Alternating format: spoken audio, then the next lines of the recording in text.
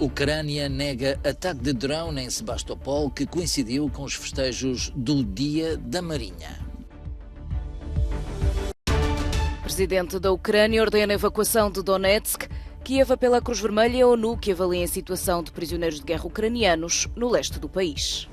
O primeiro-ministro iraquiano apela à calma depois de segunda invasão do Parlamento, no espaço de uma semana. Tudo a postos em Londres. A final do Campeonato da Europa de Futebol Feminino joga-se este domingo, às 6, no estádio do Wembley. A Ucrânia negou ter atacado o quartel-general da frota naval russa no Mar Negro. Informações anteriores deram conta de um ataque de drone este domingo que teria provocado pelo menos 6 feridos na cidade portuária de Sebastopol, na península da Crimeia. De acordo com as autoridades russas, o drone seria de fabrico caseiro e pouco potente. Entretanto, o presidente russo Vladimir Putin deslocou-se a São Petersburgo para participar nos festejos do Dia da Marinha. No discurso, Putin anunciou que a Marinha iria em breve receber mísseis de cruzeiro hipersónicos Zircon.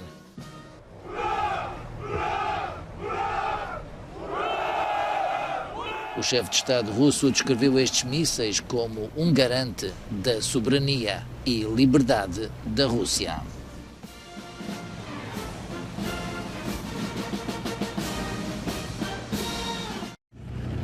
O presidente da Ucrânia apelou à população de Donetsk para abandonar a região. Volodymyr Zelensky dirigiu-se este sábado às centenas de milhares de pessoas que ainda oferecem alguma resistência a fugir, dizendo que quantos mais partirem agora, menos gente o exército russo terá tempo de matar.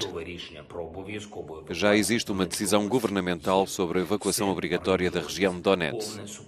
Tudo está a ser organizado, apoio total, assistência total, tanto a nível logístico como de pagamentos. Só precisamos que quem ainda não o fez tome essa decisão por si. Por favor, aceite a evacuação.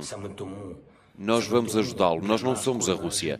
Faremos tudo o que for possível para salvar o máximo número de vidas humanas e limitar ao máximo o terror russo. Kiev apela ainda à Cruz Vermelha e à ONU por acesso aos soldados ucranianos detidos pelas forças de Moscovo. Os receios em relação aos militares capturados agravaram-se este fim de semana. Num vídeo publicado este sábado, o comandante interino do regimento Azov prometeu vingança contra a Rússia após o que apelidou ser uma execução pública de prisioneiros de guerra. A mensagem foi divulgada na sequência de um ataque a uma prisão numa zona controlada pelos separatistas do leste do país. Dezenas de soldados ucranianos em cativeiro, outrora responsáveis pela resistência em Mariupol, terão morrido. Entre mulheres, uma sorridente ministra alemã dos Negócios Estrangeiros aproveitou este sábado a atenção mediática da visita oficial à Turquia para conhecer organizações da sociedade civil. Após uma reunião com ativistas dos direitos da mulher em Ankara, Annalena Baerbock frisou que esses mesmos direitos representam um indicador do Estado democrático de uma sociedade. A saída dos corredores ministeriais para o mundo exterior, diz a ministra, deve-se ao facto de que a política externa não se resume ao intercâmbio entre ministérios e que significa também o reforço da convivência e do intercâmbio entre as pessoas representadas pelo poder político.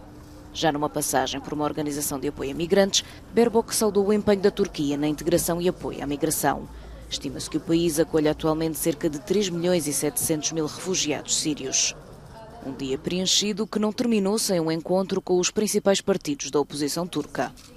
Baerbock foi criticada pelo governo de Erdogan e aclamada pelos opositores após nos últimos dias ter abordado temas delicados como as relações com a Grécia e Chipre, a ofensiva no norte da Síria e a libertação de presos políticos na Turquia. Milhares de seguidores do influente clérigo xiita Moqtada al-Sadr ocuparam o parlamento iraquiano no sábado. Tratou-se da segunda ocupação no espaço de uma semana. Os ativistas insurgem-se contra os esforços de formação de governo, liderados por uma aliança de grupos apoiados pelo Irão. O primeiro-ministro em exercício apelou à calma. É um momento muito difícil. Infelizmente, é a verdade amarga. Todos temos de cooperar e permanecer juntos, para não nos empurrarmos para o abismo. Temos de julgar pelas nossas mentes, pelas nossas consciências e pelos nossos sentimentos e manter-nos fiéis ao Iraque e aos iraquianos e não a interesses mesquinhos. Apelo a todos que sejam pacientes, calmos e racionais, não sendo atraídos para um confronto. Apelo aos cidadãos para que não entrem em conflito com as forças de segurança e para que respeitem as instituições do Estado. Os manifestantes protestam contra o candidato a primeiro-ministro proposto pela Aliança e que seria leal ao Irão.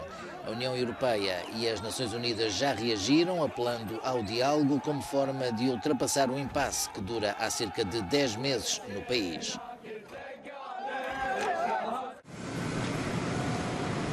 Depois de 5 dias no Canadá, o Papa Francisco está de regresso ao Vaticano. Na viagem, perante os jornalistas presentes no avião, o líder da Igreja Católica disse que tem de abrandar nos passeios devido às limitações de saúde e deixou uma porta aberta a quem o queira substituir no cargo. Não credo que possa andar com o stesso ritmo dei viaggi di prima, não? Aos 85 anos, Francisco diz que tem de se preservar nos próximos tempos para poder continuar a servir a Igreja, ou então afasta-se do dever.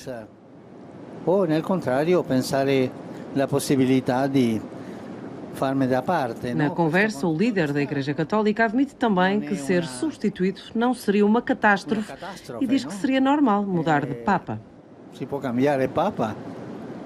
Si può cambiare, non c'è problema.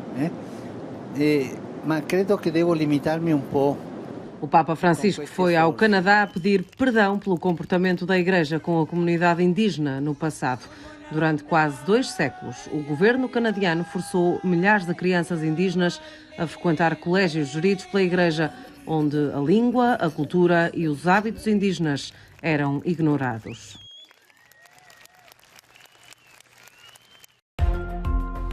A cidade de Chita, no extremo oriente da Rússia, está sob estado de emergência devido às cheias. A região tem sido castigada por fortes chuvas nas últimas semanas e os leitos dos rios já não são suficientes para conter a subida do nível das águas. De acordo com o ministro russo, para as situações de emergência, mais de 500 casas permanecem inundadas e os cidadãos foram retirados do local. Joe Biden está de regresso ao isolamento. O presidente dos Estados Unidos voltou a acusar positivo num teste à Covid-19 após ter tido alta médica esta quarta-feira. No Twitter, Biden diz não ter quaisquer sintomas. De acordo com o médico do chefe de Estado norte-americano, o novo resultado positivo pode estar associado aos efeitos do medicamento antiviral Paxlovid que Biden tomou durante 5 dias para combater a infecção. Chicago tem um novo multimilionário. Foi nos subúrbios da cidade norte-americana que este fim de semana saiu o número mágico da lotaria a um único vencedor.